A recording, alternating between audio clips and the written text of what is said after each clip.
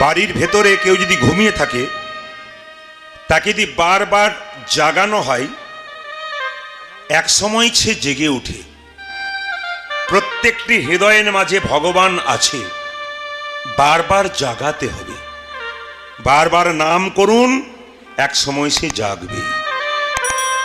এই জন্যে আকুলতা ব্যাকুলতা যদি কারো থাকে, ভগবান আসে। রামকৃষ্ণ পরমহংসদেবকে একজন ভক্ত জিজ্ঞেস করেছিল, ঠাকুর তুমি যে সব সময় বলো মা খা মা খা, মা কি তোমার হাতে খাই? ঠাকুর বলল, হ্যাঁ রে খাই। কই আমি ডাকি তখন খাই না, আর তুমি ডাকো তখন খাই কেন? ঠাকুর বলল, ডাকার মধ্যে আকুলতা ব্যাকুলতা থাকলে মা খাবে। ছেলে বলল, আমিও তো ডাকি, তুমিও তো ডাকো, ব্যাকুলতা বুঝতে পারলাম না, আকুলতা বুঝতে পারলাম না। ঠাকুর বলল, তবে আই। গঙ্গার ঘাটে নিয়ে গিয়ে রামকৃষ্ণ পরমহংসদেব ওই ছেলেটাকে কিছুক্ষণ গঙ্গা জলে ডুবিয়ে রাখলো। যখন জল থেকে উঠালো, জিজ্ঞেস করলো, হ্যাঁ রে তোকে যখন জলে ডোবালাম তখন তোর ভেতরটা কেমন করছিল? বলছে, ঠাকুর ভেতরটা আমার আকুপাকু আকুপাকু করছিল। এই বুঝি প্রাণটা বেরিয়ে যাবে? ওরে, ভগবানকে ডাকার সময় তোর যদি মনটা আকুপাকু করে, নিতাই গৌর হরিবোল বলে এই জন্য মায়েরা ডাকার মধ্যে আকুলতা চাই। বলছে হরিনাম শুনতে এলে প্রণাম করে বসতে হয়, আর উঠবেন যখন প্রয়োজনে আপনারা প্রণাম করে উঠবেন। না না, কীর্তনিয়াকে নয়, স্বয়ং মহাপ্রভুকে। যিনি হরিনাম দিয়েছিলেন তাকে প্রণাম করে বসবেন আর প্রণাম করে উঠবেন। অনেকে ভাবছে আমরা তো চটি জুতো নিয়েই সামাল সামাল প্রণাম কখন করব। না না, চটি জুতোর দায়িত্ব আমি আপনাদের নিতে পারবো না, কিন্তু আপনার চটির উপরেই বসুন, কিন্তু প্রণাম করে বসবেন, আর উঠবার সময় প্রণাম করে উঠবেন, এটা নিয়ম। এই জন্য যে কোনো ভাগবত পাঠে আসরে, যে কোনো হরিবাসরে আসরে যেতে গেলে আপনাকে এই কথাগুলোকে মাথায় রাখতে হবে। তবে আপনাদের বলে যাই, আশ্রয় লইয়া ভজে যে তারে কৃষ্ণ নাহিতে যে বাকি সব মরে অকারণ। প্রত্যেকটা জীবের একটা আশ্রয়ের দরকার আছে। এখন যদি বৃষ্টি চলে আসে প্রচণ্ড, যারা প্যান্ডেলের নিচে আছেন তারা ভিজবেন না, আর যারা বাইরে আছেন তারা ভিজবেন। এই জন্য প্রত্যেকটা জীবের একটা আশ্রয়ের দরকার আছে। আশ্রয় লইয়া ভজে যে তারে কৃষ্ণ নাহিতে যে বাকি সব মরে অকারণ। জেনে নিন, হরিনাম শুনতে এসছেন, আগে গুরুমন্ত্র নিতে হবে। কারা কারা গুরুমন্ত্র নিচ্ছে একটু হাত তুলুন তো। বাহ, ও এই জন্যে যারা গুরুমন্ত্র নিয়েছে তারা আসতে পেরেছে, যারা নেয় না তারা দাঁড়িয়ে দাঁড়িয়ে ফুচকা খাচ্ছে, আমি দেখতে পাচ্ছি। মানে যারা গুরুমন্ত্র নিয়েছে তারা এখানে বসেছে, আর যারা গুরুমন্ত্র নেয় তারা ফুচকা মিঠাই মন্ডা সব খেয়ে খেয়ে বেড়াচ্ছে। একদিকে হরিনাম হচ্ছে, ওদের ফুচকা খাওয়া, না না, দোকান তো চলতে হবে, সবার ব্যবসা ঠিক রাখতে হবে। হরে কৃষ্ণ। তো জেনে নিন আপনারা যে যেখানে বসে আছেন, গুরুমন্ত্র যদি আপনি না নেন, আপনার জীবন কোনদিন শুদ্ধ হয় না। যেমন দীক্ষা মানে কি? দীক্ষা মানে দিয়ে খা, মানে যে ভগবানকে দিয়ে খায়, দীক্ষা নেবার পর ভগবানকে দিয়ে খাবেন, তবে দীক্ষা নেওয়া সার্থক। আর ভগবানকে দিয়ে যদি কেউ না খায়, তবে তার দীক্ষা নেওয়ার কোনো অর্থ নেই। যেমন ধরুন আপনি স্নান করলেন, তারপর যা খাবেন খাবেন, কিন্তু তার আগে আপনাকে একটা তুলসী পত্র আর গঙ্গা জল অথবা একটা বাতাসা দিয়ে গোবিন্দের চরণে প্রণাম করতে হবে, তারপর আপনি সেবা করবেন।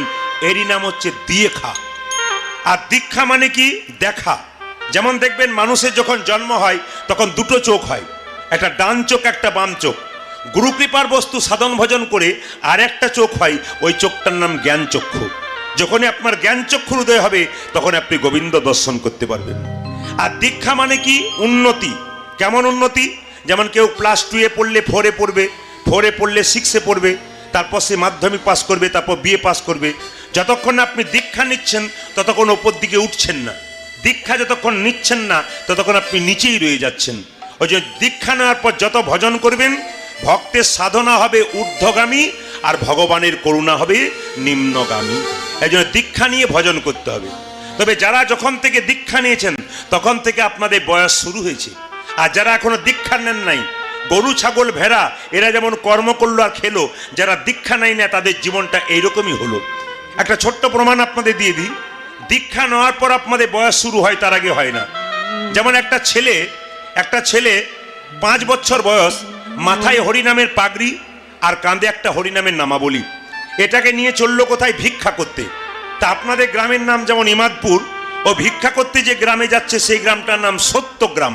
মানে লোকের মুখে শুনেছে এই সত্যগ্রামে সবাই সত্য কথা বলে, তা আমি একবার নাম করতে করতে যাই, দেখি এরা সত্য কথা বলে কিনা। যখনই সত্যগ্রামে ঢুকতে যাচ্ছে, একজন দোকানদার জিজ্ঞেস করছে, হ্যাঁ রে খোকা, এত সকাল সকাল তো সন্ধে হলো কেন? মানে আপনারা বুঝতে পেরেছেন, এত সকাল সকাল সন্ধে হলো কেন, মানে এত কম বয়সে তুই হরিভজন করছিস কেন? এত সকাল সকাল সন্ধে হলো কেন? ছেলে বলল, দোকানদার, পথটা যে অনেক দূর, সকাল সকাল না সাজলে সন্ধ্যের আগে পৌঁছানো। এই জন্যে সবাইকে সকাল সকাল সাজতে হবে। না না, সব জায়গায় নয়, কিছু কিছু জায়গায়। এই জন্য আপনাদের কাছে নিবেদন রইল, কীর্তন আস্তে আস্তে কীর্তন যতক্ষণ শুনবেন আপনারা মন দিয়ে শুনবেন। তা ছেলেটা যখন সত্যগ্রামে ভিক্ষা করতে গেল, তখন একজন বুড়িমার বাড়িতে দরজায় গিয়ে বলল, মা আমাকে ভিক্ষা দাও। তা একজন বুড়িমা 80 বছর বয়স বেরিয়ে এসে বলল, এই যে এই নে ভিক্ষা নে। তখন ছেলে জিজ্ঞেস করলো, বুড়িমা তোমার বয়স কত? ও জেনে গেছে গ্রামটার নাম সত্যগ্রাম, মানে সবাই সত্য কথা বলবে। তাহলে বুড়িকে জিজ্ঞেস করছে, বুড়িমা তোমার বয়স কত? বুড়ি তখন বলছে, বাবা আমার বয়স 12 কি 13। আচ্ছা বলুন তো, 12-13 বললো না 12-13? যুক্তি দেখবেন, 12-13 বললো না 12-13 বললো কেন? আসলে বয়স হয়ে গেলে জীব লটপট করে, দাঁত থাকে না, তখন 12-13 আর বেরোই না, 12-13 বেরোই। এর থেকে কি শিক্ষা পেলেন? জীব শক্ত থাকতে, দাঁত শক্ত থাকতে হরিবোল বলুন, আর শেষ বয়সে বলতে গেলে হরিবোল আর বেরোবে না, হবি বল বেরোবে। জেনে নিন, যে গাছে ফুলটা খুব তাজা সেইটাই গোবিন্দ সেবায় লাগে। যে ফুলটা চুপসে গিয়ে গাছ থেকে পড়ে গেছে ও কিন্তু গোবিন্দ সেবায় লাগে না। যখন আপনার শরীরে যৌবন থাকবে, শক্তি থাকবে, চোখের তেজ থাকবে, কানের শক্তি থাকবে, মুখে বলার ক্ষমতা থাকবে, তখন বলে নিন। বলা তো যায় না, শেষ বয়সে বলার সুযোগ আর নাও হতে পারে। তো বুড়িমাকে জিজ্ঞেস করলো, তুমি যে বললে 12 কি 13, তোমাকে দেখে তো 80 বছর মনে হচ্ছে। বলছে, বাবা আসলে আমি বললাম একটা, এটা বাইরের কথা, ভেতরে তত্ত্ব আছে। যেমন দেখবেন নারকেল দেখেছেন, বাইরেটা দেখবেন একবারে আঙ্গুর ফলের মতো নরম।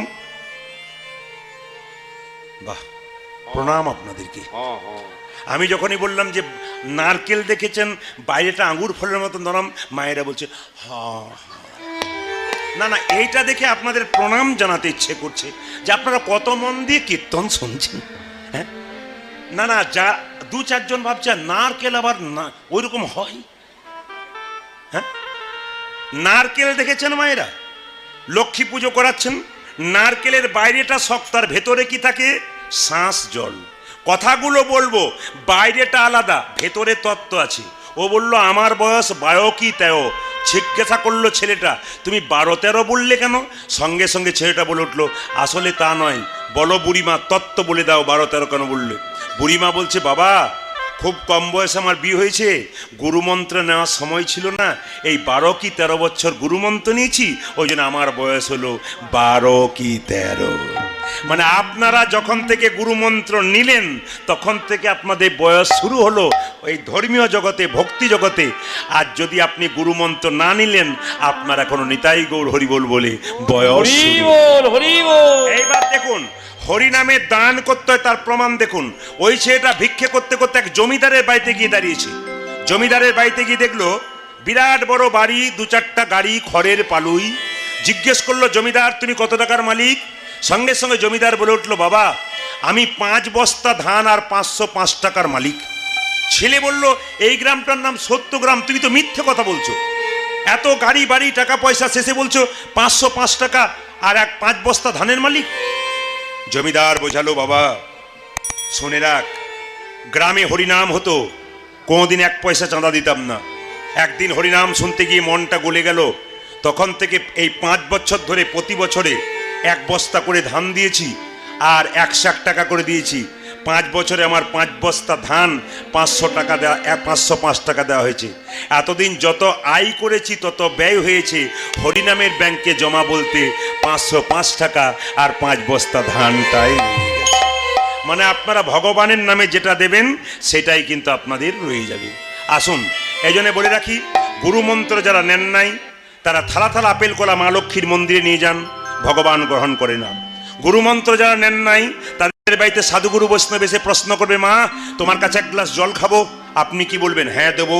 কিন্তু তিনি বলবেন, মা তোমার দীক্ষা হয়েছে?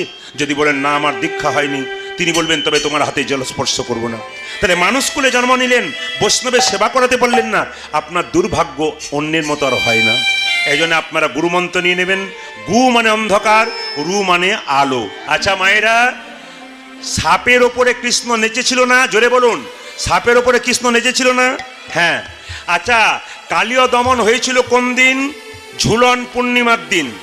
আচ্ছা মায়েরা, সাপের মাথায় একটা কি থাকে? চক্র। ওটা কি বলুন তো? কৃষ্ণের চরণ চিহ্ন।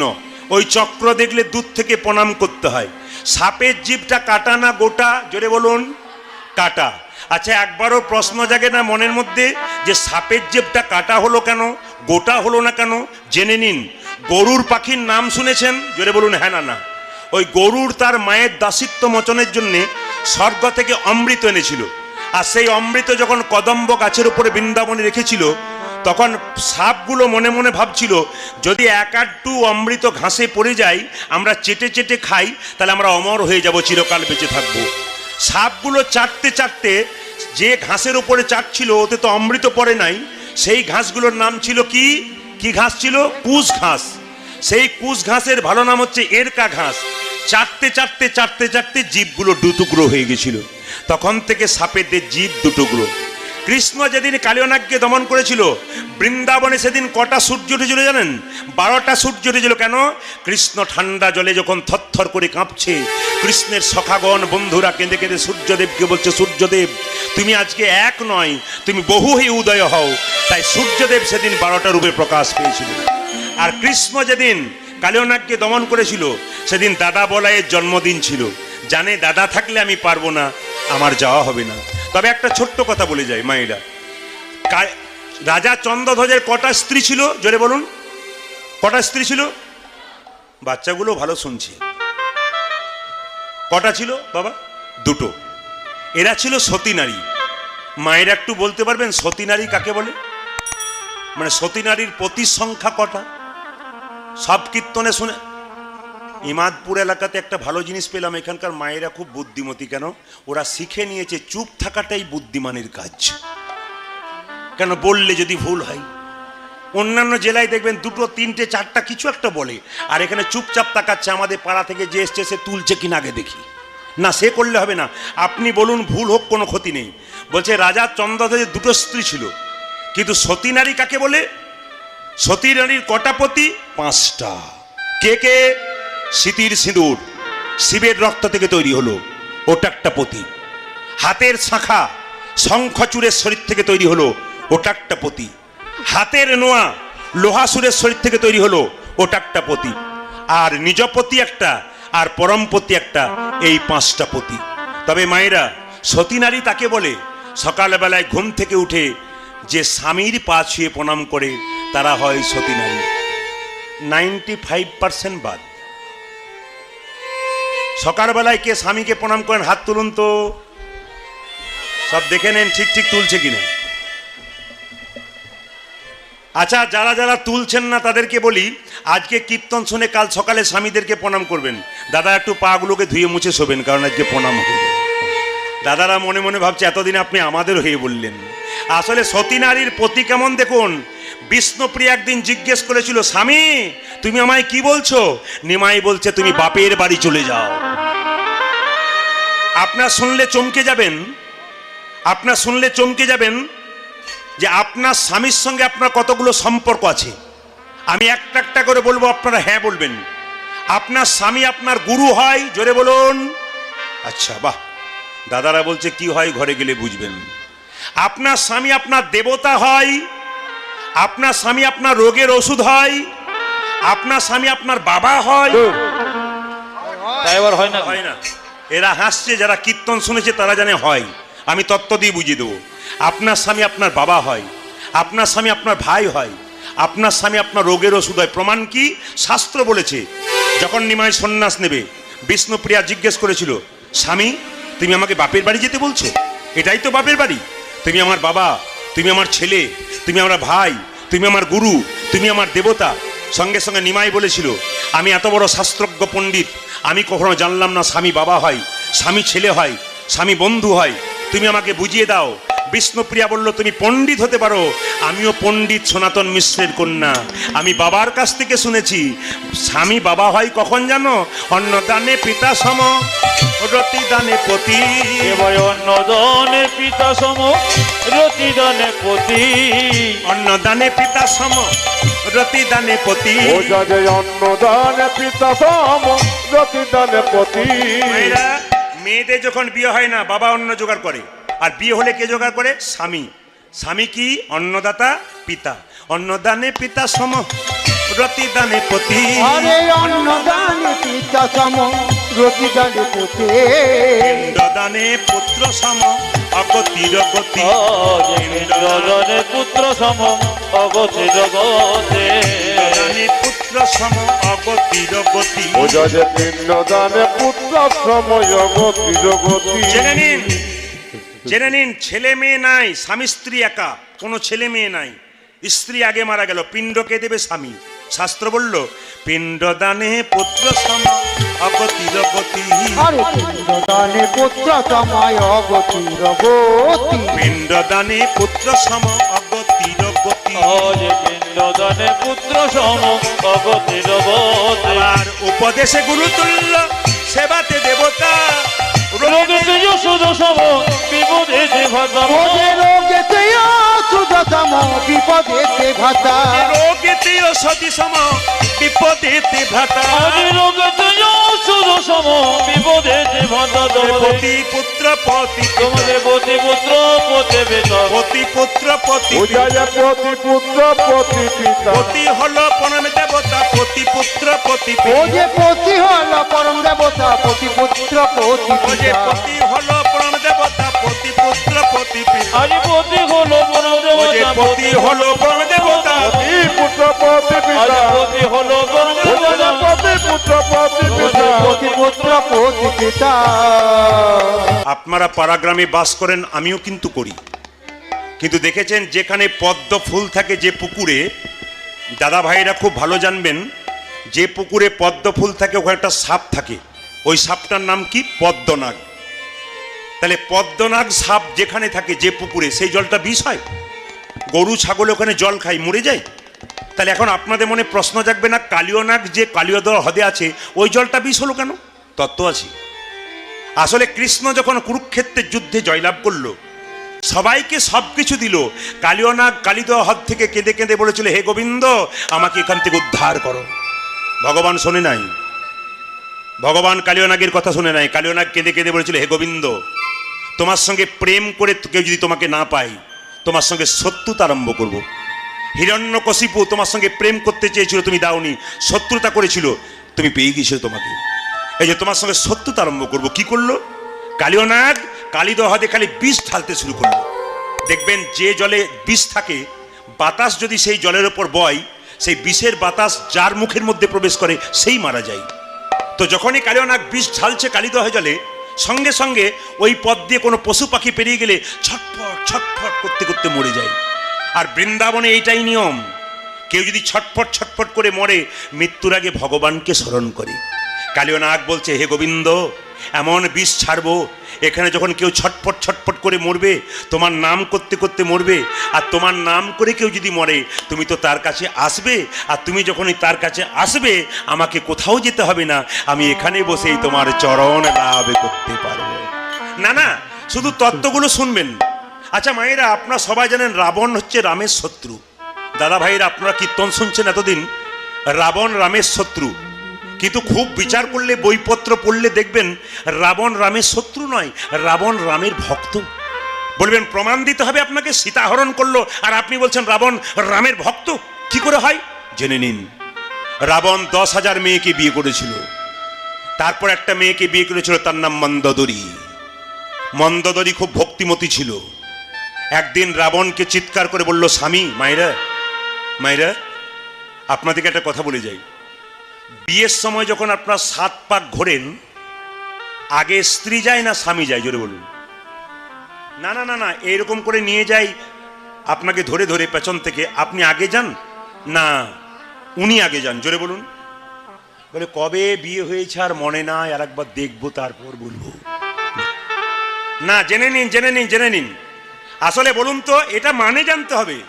আপনাকে এরকম করে হাতে আপনি ধান নাকি একটা ফেলতে ফেলতে যায় না, যা কিছু একটা বটে, কি কি খই, খই। খই খই, আমার মনে নাই, ওই জন্য বলছি খই। লক্ষ্য করুন, খইটা ছড়াতে ছড়াতে যাই, পেছনে স্বামী হাত ধরে যাই। এর মানে কি?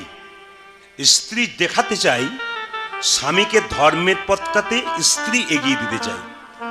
পাড়াগ্রামে বাস করছেন, আপনারা শহরে বাস করছেন, দেখবেন যার স্বামী মাতাল, চরিত্রহীন, ধর্ম নাই, তার স্ত্রী দেখবেন যেমন করে সোজা করে তাকে ধর্মের পথে আনতে পারে। কিন্তু কোনো স্ত্রী যদি ধর্ম না করে, কোনো স্বামীর ক্ষমতা নাই ওকে সেই লাইনে আনতে পারে। আপনারা দেখে নেবেন বহু জায়গাতে স্ত্রীরা যদি একবার ধর্ম না করে, ধর্ম করবো না বলে, তাহলে দেখবেন স্বামী পারে না। আর স্বামী যদি ধর্ম করবো না বলে, স্ত্রী কিন্তু তাকে আনে। এই জন্য সতী নারী যারা হয় তারা সব কিছুই পারে। এখন যে জায়গাতে ছিলাম, মন্দোদরী চিৎকার করে বলল, স্বামী এইবার তোমার অধঃপতন ঘটলো, ধ্বংস হবে। বলে কেন? 10,000 মেয়েকে বিয়ে করেছো, আমি কিছু বলি নাই। তারপর আমাকে বিয়ে করেছো, আমি কিছুই বলি নাই। এবার তুমি রামচন্দ্রের স্ত্রীকে হরণ করলে, ছি, তোমার লজ্জা করে না? এবার তোমার ধ্বংস তুমি ডেকে আনলে। রাবণ একটাও কথা বলে নাই, চুপচাপ মাথা নিচু করে বসে আছে। বলবে কি করে? তোমার তো বলার মুখ নেই, তুমি রামের স্ত্রীকে চুরি করলে, ছি। সঙ্গে সঙ্গে রাবণ মাথা নিচু করে কি বলেছিল জানেন? মন্দোদরী, সীতা আমার মা। চুপ করো, ওই পাপ মুখে সীতা তোমার মা তুমি কি করে বললে? যদি সীতা তোমার মা হবে, তবে সীতাকে অশোক বনে রাখলে কেন? সঙ্গে সঙ্গে রাবণ বলেছিল, সীতাকে অশোক বনে রাখলাম কেন জানো?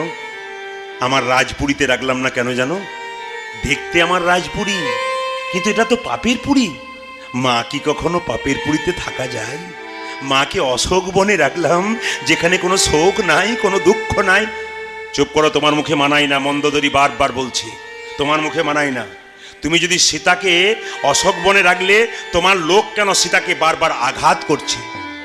এ কথা শুনে মন্দোদরীকে রাবণ বলছে, শোনো শোনো মন্দোদরী, শোনো শোনো মন্দোদরী, আমার লোক কেন সীতাকে বারবার আঘাত করে? আঘাতে করে নদীতে যদি কোনো নৌকা বাঁধা থাকে, বাঁধা থাকে, তবে সে নৌকায় যদি কেউ বারবার আঘাত করে, আঘাতে করে কেউ ছুটে আসুক আর না আসুক, নৌকার মালিক কিন্তু ছুটে আসে। ফুটে অবসে সীতা হলো পরপারের নৌকা, পরপরের নৌকা, সেই সীতাকে যদি আমার লোক বারবার আঘাত করে, আঘাতে করে কেউ ছুটে আসুক আর না আসুক, সীতাপতি রামচন্দ্র ছুটে আসবে, আর আমি ঘরে বসে চরণে পাবো। হরি হরি বল। ঘরে বসে চরণে পাবো, ঘরে বসে চরণ, ওই আমি ঘরে বসে চরণ পাবো।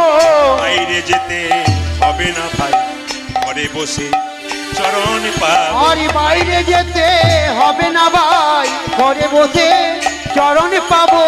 বাইরে যেতে হবে না ভাই, ঘরে বসে চরণ পাবো। আমায় বাইরে যেতে হবে না ভাই, ঘরে বসে চরণে পাবো। বাইরে যেতে হবে না গো, আমার ঘরে বসে চরণে পাবো, যদি বাইরে যেতে হবে না গো, ঘরে বসে চরণে পাবো। আচ্ছা, ভক্ত যদি কষ্ট পায় ভগবান সহ্য করতে পারে? জোরে বলুন হ্যাঁ না না। না, এটা বিচার করতে হবে। ভক্ত যদি কষ্ট পায় ভগবান সহ্য করতে পারে? জোরে বলুন। হরিদাসের শরীরে বাজারে বাজারে 22 বাজারে বেত্রাঘাত করেছিল, গোটা শরীরে কালো কালো দাগ হয়ে গিয়েছিল। ওই দাগটা কার গায়ে দেখা গিয়েছিল? মহাপ্রভু যখন উন্নিটা খুলেছিলেন, হরিদাসের গায়ে যত আঘাত হয়েছিল, ততটা আঘাত হয়েছিল কার? মহাপ্রভুর। এই জন্য যারা যারা কীর্তন শুনতে এসছেন তাদেরকে বলে রাখি, কোনো বৈষ্ণব দেখলে ঠাট্টা করবেন না, কোনো ভক্ত দেখলে নিন্দা করবেন না। আপনি তাকে নিন্দা করছেন না, আপনি ভগবানকে নিন্দা করছেন। এই জন্য সবচাইতে লজ্জার ব্যাপার দেখবেন, আমাদের হিন্দুদের কেউ যদি তুলসীর মালা তিলক নিয়ে একটু বাড়িতে হরিনাম কীর্তন করে, পাশের বাড়ির লোকটা বলে, বাবা রে কত বড় ভক্ত হয়ে গেল রে। আপনাদের এদিকে করে না, অন্য জায়গাতে করে না। আবার লক্ষ্য করবেন, আমাদের ওখানে একটা মেয়ে 23 বছর বয়স, তার বাচ্চাকে নিরামিষ খাওয়ায়। 23 বছর বয়স, নিরামিষ খাওয়ায়। তো পাশের বাড়ি মেয়েটা বলছে, দিদি এখন থেকে বাচ্চাকে নিরামিষ খাওয়াচ্ছ, দেখবে বাচ্চাটা দুর্বল হয়ে যাবে, তখন বুঝবে মজা। নিবেদন আপনাদের সামনে, মেয়েটা কেমন উত্তর দিচ্ছে দেখুন। আচ্ছা, আমার ছেলেকে আমি নিরামিষ খাওয়াবো না আমিষ খাবো, তাতে আপনার কি গেল? সবচাইতে দুঃখ আমাদের এইটাই, আপনি ভক্ত বনে গেলে আপনার পেছনে প্রচুর লোক লেগে যাবে, কিন্তু জেনে নিন, হাতি চলে বাজার, কুত্তা ভুকে হাজার। হাতি রাস্তা দিয়ে চলে যায়, কুকুর ঘেউ ঘেউ করে, হাতি কি তার দিকে তাকায়? জোরে বলুন। কৃষ্ণ ভক্ত যারা হয় তারা হাতির মতো, নিন্দুক যারা হয় তারা কুকুরের মতো, তাদের দিকে তাকাবেন না। তবে জেনে নিন, নিম পাতা যতই মিষ্টি রসে ভেজান, ও কিন্তু কোনোদিন মিষ্টি হবে না। নিন্দুক লোক যারা হয়, যতই আপনি ভালো কথা বলুন, ও কোনোদিন সোজা হবে না। একবারে নিয়ম কথা। এই জন্য তাদের দিকে তাকাবেন না। আপনারা ভক্ত হয়ে যান, একা কীর্তন শুনতে আসবেন না, আপনার বাড়ির বাচ্চাদেরকে সঙ্গে করে নিয়ে আসবেন। এটা মাথায় রাখবেন। আপনার বাচ্চাকে আপনি রোজগার করার মেশিন তৈরি করবেন না, টাকা রোজগার করার মেশিন তৈরি করবেন না। ছেলেকে বিবেক বৈরাগ্য তৈরি করুন। দেখবেন ছেলে কৃষ্ণ ভক্ত হলে একদিন মা বাবাকে দেখবে, আর ছেলে যদি কৃষ্ণ ভক্ত না হয় তাহলে মা বাবাকে কোনোদিন দেখবে না। তবে আপনাদের বলে যাই, দেখবেন এখনকার ছেলেদেরকে মা বাবা তৈরি করে দিচ্ছে যেন আমরা বৃদ্ধাশ্রমে যাই। প্রমাণটা কি বলুন তো? অনেক মা বাবা তার ছেলেকে সকালবেলা স্কুলে পাঠায়, তখন কি বলে, এ খোকা, তোকে টিফিন বাক্সে খাবারটা দিলাম, নিজে খাবি। জোরে বলুন, নিজে খাবি, কাউকে। আর জোরে বলুন। ও আপনারা বলেন বোধহয় নাকি, ওই জন্য বলে ফেলছেন, অন্য জায়গায় বলে না। বাচ্চাকে কি বলে? নিজে খাবি, কাউকে দিবি না। বাচ্চা তখন কান মুলে বলে, মা তোমার সামনে কথা দিলাম, নিজে খাবো কাউকে দেবো না, নিজে খাবো কাউকে দেবো না। ছেলে বড় হলো, চাকরি করলো, নিজে খেলো, মা বাবাকেই দিল না। এ নিয়ম, একবারে পাক্কা কথা। এই জন্য আপনারা যেমন শেখাবেন, অনেক মা বাবা বলে আমি বৃদ্ধাশ্রমে চলে গেলাম তার জন্য ছেলে দায়ী নয়। ও মায়েরা, এ কীর্তন শুনতে গেলে গন্ডগোল করলে হবে না, একটু মন দিয়ে শুনে নিতে হবে। বাচ্চারা দেখবেন ছোটবেলায় আপনাদের কিন্তু সিগন্যাল দিয়ে দেয় যে আপনাদের খাবার দেবে না, যদি সোজা করতে পারেন তবে হবে। যেমন দেখবেন বাচ্চাকে যখন কোলে নেওয়া হয়, মা কি বলে? খোকা তুই বড় হবি। বলুন তো, মাথাটা নড়ে না পাটা নড়ে? জোরে বলুন। হ্যাঁ, যদি বাচ্চাকে কোলে নেন, খোকা তুই বড় হবি, পাটা দেখবেন নড়ে, হব মা। দেখবেন, খোকা তুই পড়াশুনো করবি, করবো মা। খোকা তুই চাকরি পাবি, পাবো মা। খোকা তোর বিয়ে দেবো, বলে করবো মা। বলে তারপর তুই হবি বুড়ো, তুই হবি বড়, আমি হব বুড়ো, তোর কাছে বসে বসে খাবো। বাচ্চা তখন পা নড়িয়ে বলে, সেটি হবে না। সিগন্যাল কিন্তু আগে থেকে দেয়। কীর্তনে যে কি মজা আছে, যত রাত বাড়বে তত মজা বাড়বে। আপনারা বাচ্চাকে সাজাবেন কি করে আমি একটু বুঝিয়ে দিই। আপনার বাচ্চার কোনো বিপদ হবে না, কতগুলো কাজ করবেন। আমার দিকে তাকান, যে যেখানে বসে আছেন আমার দিকে তাকাবেন। বাচ্চাকে একটা কাজ করবেন, দাদা ভাইয়ের একটা কাজ করবেন। এই যে এটাকে দেখছেন, এটার নাম কি? শ্রীমদ্ ভাগবত গীতা। একবার প্রণাম করবেন সবাই মিলে। শ্রীমদ্ ভাগবত গীতা কি? জোরে বলুন, শ্রীমদ্ ভাগবত গীতা কি? একটু জোরে বলুন, শ্রীমদ্ ভাগবত গীতা কি? একটা একটা করে বোঝাবো, কাজে লাগাবেন, জীবন সুন্দর হবে। বুঝতে পারবেন না, জীবন সুন্দর হবে না। সহজ সরল বুঝিয়ে দিই। বাচ্চার কপালে আপনারা এ পাড়া থেকে ও পাড়া বাচ্চাকে নিয়ে যান, কি দেন কপালে? গোবরের ফোঁটা দেন না, কাজলের ফোঁটা দেন না? কিন্তু মা যশোমতী তার কৃষ্ণের কপালে যে ফোঁটাটা দিত, আপনারা সেই ফোঁটাটা দিবেন। কি দেবেন? হরিচন্দনের মৃত্তিকা। প্রশ্ন করবেন, হরিচন্দনের মৃত্তিকা কাকে বলে? বিশেষ করে মায়েরা জেনে নিন, তুলসী তলার কাঁচা মাটি আর মায়ের স্তনদুগ্ধ একসঙ্গে ছেলের কপালে দিলে ছেলের কোনো বিপদ হয় না। যারা ছোট ছোট বাচ্চা আছে সেই মাগুলো প্রথমেই শুনে নেবেন, বা ঠাকুমারা শুনে যাবেন, মেয়েদেরকে বলবেন, দাদা ভাইরা শুনে যাবেন। বাচ্চা ছেলেকে যাতে কোনো বিপদ না হয় তার জন্যে তুলসী তলার কাঁচামাটি আর মায়ের স্তনদুগ্ধ একসঙ্গে ছেলের কপালে দিলে ছেলের কোনো বিপদ হয় না। এর নাম হচ্ছে হরিচন্দনের মৃত্তিকা। দেখে নেবেন আপনার। এইবার দেখুন, এই যে গীতাটা দাদা ভাইরা সবাই দেখতে পাচ্ছেন, আর একবার সবাই বলুন, শ্রীমদ্ ভাগবত গীতা কি? বাহ, জোরে বলবেন, শ্রীমদ্ ভাগবত গীতা কি? আসলে গঙ্গা হলো ভগবান কৃষ্ণের চরণ থেকে সৃষ্টি, আর গীতা হলো ভগবান কৃষ্ণের মুখ থেকে সৃষ্টি। এই জন্য গঙ্গা যত পবিত্র, গীতা তত পবিত্র। অনেকে প্রশ্ন করে, প্রদীপবাবু আপনি যে গীতা রাখতে বলেন, আমরা তো প্রস্রাব যাই, পায়খানায় যাই, গীতা রাখতে পাবো? আমি আপনাদের বলবো, একটা পলিথিনের মধ্যে একটু পলিথিনের মধ্যে বুকের মধ্যে একটা পকেটে রাখবেন দাদা ভাইরা।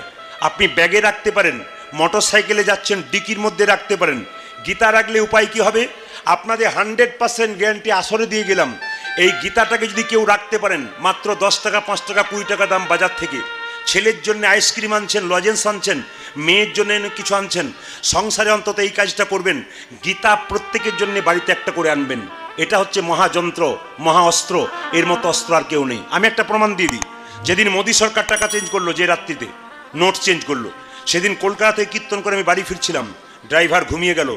ঠিক যোগগ্রাম যেখানে বর্ধমান আছে, ওই জায়গাতে একটা বড় কালভার্ট ছিল, ওই জায়গাতে এমন জোরে গাড়ি ধাক্কা মারলো, 4 পাল্টি হয়ে গেল, গাড়ি একবারে তেপসে গেল। যিনি পুলিশ অফিসার ওখানকার বড়বাবু, তিনি ছুটে এলেন লোক নিয়ে, 2000 গাড়ি পেছনে দাঁড়িয়ে আছে।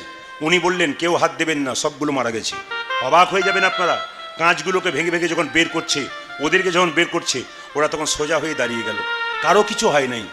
আমি কি করেছি? আমি অজ্ঞান হয়ে গেছিলাম, পাগুলো আমার দরজার দিকে বেরিয়ে আছে, মাথাটা নিচের দিকে আছে, ড্রাইভার ঢুকে আছে ভেতরে। তখন এরা বলছে দাদা তো চলে গেল। অবাক হবেন, এরা যখন কান্নাকাটি করছে, পুলিশ অফিসার বলছে হ্যাঁ এই 2 জন বোধহয় মারা গেল। আপনার অবাক হবেন, ড্রাইভারকে টেনে বের করলো। আমাকে যখন দরজাটা খুললো, আমি তখন দেখলাম কোথায় আছি, আমি কোথায়? হঠাৎ দেখলাম আমি তো গাড়ির মধ্যে। যখন আমি বেরিয়ে গেলাম, আপনারা অবাক হয়ে যাবেন, পুলিশ অফিসার আমাকে এসে বললেন আপনি বাঁচলেন কি করে? আমার শুধু এই জায়গাটা কেটে একটু রক্ত বেরিয়েছিল, বাঁচলেন কি করে? সঙ্গে সঙ্গে আমার ব্যাগ থেকে গীতাটাকে বের করে বললাম স্যার এইটার জন্যই বেঁচে গেলাম। উনি তখন পুলিশ অফিসার হয়ে কি করলেন? প্রণাম করলেন, বললেন দাদা 10 দিন পর যাবেন, এখন হসপিটালে যান, চেক আপ করুন বডি। 10 দিন পর আমার ইয়েতে যাবেন, পুলিশ স্টেশনে, থানায় যাবেন, ওখানে গিয়ে আপনার সঙ্গে কথা আছে, 10,000 টাকা নিয়ে আসবেন, গাড়িটা টেনে আনবো, তার জন্য টাকা লাগবে। অবাক হবেন, আমি 10,000 টাকা যখন টেবিলে নামিয়ে দিলাম 10 দিন পর গিয়ে, উনি মাথাটা নিচু করে বসে আছেন। আমার কি ব্যাপার স্যার, টাকা নেবেন না? মাথা নিচু করে বসে আছে। জিজ্ঞেস করলাম টাকা নেবেন না? মাথা উঁচু করে বললেন না। কেন? ওই টাকাটা গোবিন্দ সেবায় লাগাবেন। একটা জিনিস আমায় দেবেন প্রদীপবাবু। বললাম কি? সেদিন যে গীতাটা আপনার ব্যাগে ছিল ওটা আমায় দেবেন। আমি জিজ্ঞেস করলাম স্যার এটা নিয়ে কি করবেন? বলছে সারা জীবন তো চোর ডাকাত নিয়ে কারবার করলাম, ভগবান কি জিনিস অনুভব করতে পারি নাই। আজকে আপনাদের দেখে আমার অনুভব হয়ে গেল, আমি শিখে গেলাম যে এই জিনিসটার কি গুণ আছে, ওটা আমাকে দেবেন। আমার আর 4 বছর চাকরি আছে। আমি রিটায়ার করার পর সিদ্ধান্ত নিয়েছি, যেদিন থেকে আপনার অ্যাক্সিডেন্ট হয়েছিল 10 রাত্রি আমি ঘুমোতে পারি নাই। আমি খালি ভেবেছিলাম এটার কি পাওয়ার আছে, যেই দেখছে সেই বলছে কেউ বেঁচে নেই, একজনও যে গাড়িটা একবার দুমড়ে গেছে তার ভেতরে সবাই ঢুকে আছে, বাঁচতে পারে কি করে? উনি বললেন এই গীতাটা আমায় দিন। আমি গীতাটা দিলাম। মাসে মাসে ফোন করে, আমি জিজ্ঞেস করি ভালো আছেন? বলে সারাটা জীবন আমি শ্রীমদ্ ভাগবত গীতাকে নিয়ে নেতাই গৌর। হরি বল, হরি বল। আপনাদের কাছে নিবেদন রইল, যদি কেউ হাত গুটিয়ে দাঁড়িয়ে আছেন, কেউ বসে আছেন, যেভাবেই থাকুন না কেন, হিন্দুর প্রত্যেকটা মানুষের কাছে আমার বারবার নিবেদন, প্রত্যেকটা ছেলে মেয়ের কাছে স্কুলের ব্যাগে ভরে দেবেন। দাদা ভাইরা যেখানে যাচ্ছেন বাজার থেকে 10 টাকার গীতাটা কিনুন, আপনার কাছে রাখুন। যদি কোনোদিন বিপদ হয় আমাকে বলবেন। বিপদ অনেক, গীতা রেখে বিপদ হয়েছে। একজন ভদ্রলোক বলছে জানেন প্রদীপবাবু আমার ছেলের পাটাই চলে গেল। বললাম কেন? গীতা রেখেছিল, ওই পা চলে গেল কেন? গীতা রেখেছিল, পাটা চলে গেল অ্যাক্সিডেন্টে। বাচ্চা ছেলে আমার অ্যাক্সিডেন্ট হয়ে গেল, গীতা রেখেছিল। গ্রামের লোক বলেছে যেভাবে তোর ছেলেটা পড়েছিল চাকার তলায়, ও যে বেঁচে গেল ওইটার জন্য প্রণাম কর। ওর মৃত্যু যোগ ছিল, শুধুমাত্র পাটা চলে গেল, জীবনটা কিন্তু নিতাই গৌর হরি বল। এই জন্য এইটাকে আপনারা রাখবেন আপনাদের কাজের আগে। আজকে লক্ষ্মী পূজা, মায়েরা লক্ষ্মী পূজা সারা রাত্রি হয়। নিয়ম হচ্ছে লক্ষ্মী পুজোতে কলা দিতে নাই। এখানে ব্রাহ্মণ মণ্ডলী অনেকে থাকতে পারেন, আমি ছোট করে বলে দিই, লক্ষ্মী পুজোতে কলা দিতে নাই। প্রশ্ন করবে কেন? আস্তে আস্তে আস্তে। যদি লক্ষ্মী পুজোর ফর্দ ঠাকুরমশাইদের দেখেন, তাহলে কোনো জায়গাতে ক লয়কার কলা কিন্তু লেখা নাই। কোজাগরী পূর্ণিমা পুজোতে কলা লেখা নাই, ফর্দতে কি লেখা থাকে জেনে নিন, কয়ৌকার লয়কার কোলা। কোলা মানে কি? তালের যে আঁটি, তালের যে অঙ্কুর, তালের যে শ্বাস, ওইটা হচ্ছে কোলা, ওইটা মাকে দিতে হয়। তাহলে আপনারা বলবেন লক্ষ্মী পুজোতে কলা দিতে নেই? আছে। কখন দিতে আছে? একা লক্ষ্মীর পুজো যখন করবেন তখন, এই যে সামনে বসে গল্প করবেন, কালকে আবার পাশের জনকে জিজ্ঞেস করবে, দিদি বুঝতে পারি না ওই জায়গাটা একবার বলে দাও তো, এ জিজ্ঞেস করবেন না। চোখের সামনে বসে গল্প নয়, মন দিয়ে শুনে নিন। লক্ষ্মী যখন একা থাকবে তখন আপনারা কলা দেবেন না, লক্ষ্মী নারায়ণ যখন যুগলে থাকবে তখন কলা দেবে। কেন কলা দেবেন না? আমাদের হিন্দু শাস্ত্রে যত রকম তর্ক করতে পারেন, বহু রকম তর্ক বেরোবে, কেন? বিভিন্ন মুনির বিভিন্ন মত, একটা মতের কথা আমি বলে যাচ্ছি, শুনে নিন। বলছে লক্ষ্মী হচ্ছে সুখ আর নারায়ণ শান্তি। বাড়িতে একা লক্ষ্মী রাখতে নাই, নারায়ণকে সঙ্গে রাখতে হয়। দেহে হয় সুখ, মনে হয় আনন্দ। সুখ হচ্ছে দেহে, মনে শান্তি নাই। লক্ষ্মী একা রাখবেন না, লক্ষ্মী নারায়ণ বাড়িতে যুগলে রাখবেন। কেন কলা দিতে নেই? লক্ষ্মীর স্তন যুগল থেকে কলা সৃষ্টি হয়েছে, তাই লক্ষ্মী পুজোতে কলা দিতে নাই। তবে জেনে নিন, লক্ষ্মী পুজোতে ঘন্টা বাজানো অনেকে, কিন্তু শাস্ত্র বলছে লক্ষ্মী পুজোতে ঘন্টা বাজাতে নেই। কেন বাজাতে নেই? না, ঘণ্টকর্ণ নামে এক দেবতা লক্ষ্মীর সঙ্গে খারাপ ব্যবহার করেছিল, ওই জন্য লক্ষ্মী পুজোতে ঘন্টা বাজালে লক্ষ্মী খুশি হয় না। তবে আপনাদের এখানে হয় কিনা জানি না, আমারও গ্রামে লক্ষ্মী পুজো হয়। লক্ষ্মী পুজোতে নিয়ম হচ্ছে সারারাত্রি দরজাটা খুলে দেবেন। কেন বলুন তো? লক্ষ্মী ঢুকবে আর অলক্ষ্মী বেরিয়ে যাবে। আমি 2-4 বছর আগে এই লক্ষ্মী পুজোর দিনে বোলপুর শান্তিনিকেতনে গান করতে যাচ্ছিলাম, তখন আমার এক বন্ধু গালে হাত দিয়ে বসে আছে, প্রদীপ তুই তো কীর্তন করিস, আমার হাতে টাকা নাই, ব্যবস্থা করে দে। বললাম ধার নিয়ে নে। বলছে না না, একটু তত্ত্ব বলে দে, কি করলে লক্ষ্মী ঢুকবে। বললাম আজ তো লক্ষ্মী পুজো, সারারাত্রি দরজাটা খুলে দিবি, দেখবি লক্ষ্মী হুড় হুড় করে ঢুকবে। ও কি করেছে, সারারাত্রির দরজাটা খুলে দিয়েছে। পরের দিন কীর্তন করে যখন বাড়ি ঢুকছি, গালে হাত দিয়ে বসে আছে। কি রে, দরজা খুলেছিলি? হ্যাঁ। লক্ষ্মী ঢুকেছিল? না। কি ঢুকেছিল? চোর ঢুকে গিয়েছিল। ডাকার মতো ডাকবেন তবে তো লক্ষ্মী ঢুকবে, নইলে চোর ঢুকে যাবে। আচ্ছা আচ্ছা, কিছুদিন আগে মা দুর্গা পুজো হলো, একটু জেনে নিন। দুর্গা হলো দুর্গতি নাশিনী। একজন প্রশ্ন করছে, প্রদীপবাবু দুর্গা যদি দুর্গতি নাশিনী একাই আসবে তিনি, তার সঙ্গে আবার লক্ষ্মী সরস্বতী কেন, গণেশ কার্তিক কেন? আমাকে জিজ্ঞেস করছি। তার সঙ্গে গণেশ কার্তিক কি জন্যে? দুর্গা তো একা আসবে দুর্গতি নাশিনী করার জন্যে, দুর্গতি নাশ করার জন্যে। ওকে জিজ্ঞেস করলাম আপনার বিয়ে হয়েছে? বলে হ্যাঁ। আপনার ছেলে মেয়ে আছে? বলে হ্যাঁ। কটা আছে? বলে 2টো। আপনার স্ত্রী যখন বাপের বাড়ি যায়, ছেলেগুলো রেখে যায় না নিয়ে যায়? উনি বললেন তা ঠিক বটে, কিন্তু জেনে নিন মা দুর্গা একটা সংসার চালাতে গেলে, একটা সমাজ চালাতে গেলে, একটা পরিবার চালাতে গেলে কতগুলো জিনিসের দরকার। বুদ্ধিমান ব্যক্তির দরকার। গণেশ হলো শুভ বুদ্ধির প্রতীক। দেখবেন প্রতিবাদ করার ক্ষমতা থাকা চাই। একটা দেশে সৈন্যের দরকার হয়, তার যোদ্ধার দরকার হয়। কার্তিক হলো সেই সেনা। আর ধনের দরকার হয়, টাকার দরকার হয়। ধনের দেবীকে লক্ষ্মী। বিদ্যার দরকার হয়, তিনি কে? সরস্বতী। এইবার লক্ষ্য করুন, গণেশের বাহনের নামটা কি মা? ছুঁচো? ও ইঁদুর। আচ্ছা আচ্ছা আচ্ছা, গণেশের বাহনটা ইঁদুর। দেখবেন আপনাদের এখানে হয় কিনা জানি না, আমি প্রায় জায়গাতে দেখেছি গণেশ দাঁড়িয়ে থাকে, ইঁদুরটাকে পা দিয়ে চেপে থাকে। দেখবেন অনেক জায়গায় মন্দিরে তৈরি হয়, আপনারা দেখবেন গণেশের পাশে ইঁদুর রাখা হয়। কিন্তু দেখবেন প্রায় জায়গাতে যারা শাস্ত্র মেনে চলে, যারা বড় বড় মিস্ত্রি, তারা কিন্তু দেখবেন গণেশটাকে কার্তিক পা চেপে দাঁড়িয়ে আছে। কেন বলুন তো? ইঁদুরটাকে গণেশ পা দিয়ে চেপে আছে, কেন বলুন তো? আচ্ছা, ইঁদুর ভালো কাজ করে না খারাপ কাজ করে? ভালো ভালো।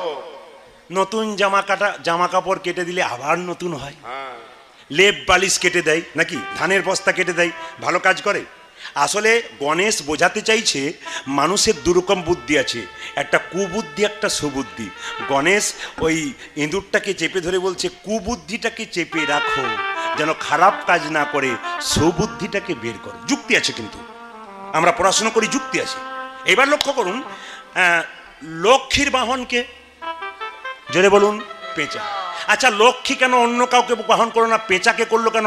আচ্ছা, পেঁচা দিনের বেলায় বেরোয় না রাত্রিবেলায় বেরোয়? আচ্ছা, দিনের বেলায় পেঁচা বেরোতে পারে না কেন? দেখতে পায় না চোখে। এখানে আস্তে আস্তে এখানে লক্ষ্মী দেবী শিক্ষা দিল জগৎকে, কি পেঁচার মতো কিছু মানুষ সমাজে আছে। বড় বড় শহরে দেখবেন বড় বড় ব্যবসায়ী সারাদিন ব্যবসায় মেতে থাকে, আর যখনই রাত্রি হয় 5 স্টার হোটেলে গিয়ে দাঁড়ায়। তারপর যে কি হয় ওটা আর বলার দরকার নেই। জেনে নিন আপনারা, লক্ষ্মী বলতে চাইছে ভদ্রলোকের মতো পয়সা রোজগার করছিস, আমি তোকে ধন দিচ্ছি, পেঁচার মতো রাত্রিবেলায় কোথাও পালিয়ে যাস না, সেই ধনটাকে রাখবার চেষ্টা কর। আর মা সরস্বতীর বাহনকে জোরে বলুন, মা সরস্বতীর বাহন হংস। আচ্ছা, পাতিহাঁস না রাজহাঁস, জোরে বলুন। এই বাচ্চাগুলো এখানকার তো দারুণ তাজা, সুন্দর উত্তর দিচ্ছে। রাজহাঁস।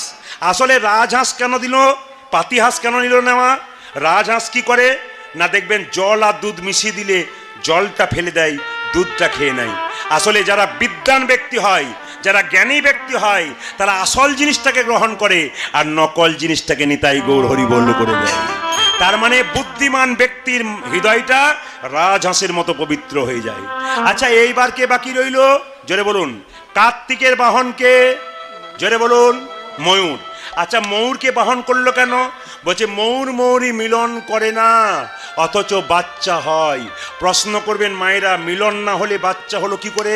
জেনে নিন, ভাদ্র মাসে ময়ূর পেখম তুলে নাচে, নাচতে নাচতে মাটিতে বীর্যস্খলিত হয়, আর সেই বীর্য যখন হাওয়াতে উড়ে যায় তখন মুড়ির মতো আকার ধারণ করে, ময়ূরী ওগুলোকে খেয়ে নেয় মুড়ি ভেবে, তারপর ডিম হয়, তারপর বাচ্চা হয়। ময়ূর ময়ূরী মিলন করলো না, অথচ তাদের বাচ্চা হলো। তার মানে ময়ূর তার ব্রহ্মচর্যকে রক্ষা করে। দেখবেন যারা ডিফেন্সে চাকরি করে, যারা দেখবেন সেনার চাকরি করে, বিএসএফের চাকরি করে, তারা দেখবেন 6 মাস পর পর বাড়ি যায়। কেন? ব্রহ্মচর্য তাকে ধরে রাখে। দেখবেন যাদের টিবি রোগ হয় 6 মাস হসপিটালে থাকতে হয়। কেন? বাড়ি গেলে ব্রহ্মচর্য থাকবে না। যত শরীরে ব্রহ্মচর্য থাকবে তত শরীর শক্ত থাকবে। ময়ূরকে রেখে শিক্ষা দিল, ময়ূর যেমন ব্রহ্মচর্য ধারণ করে, আমিও কার্তিক সেরকম ব্রহ্মচর্য ধারণ করেছি। আচ্ছা বলুন তো, মায়ের বাহনকে বাঘ।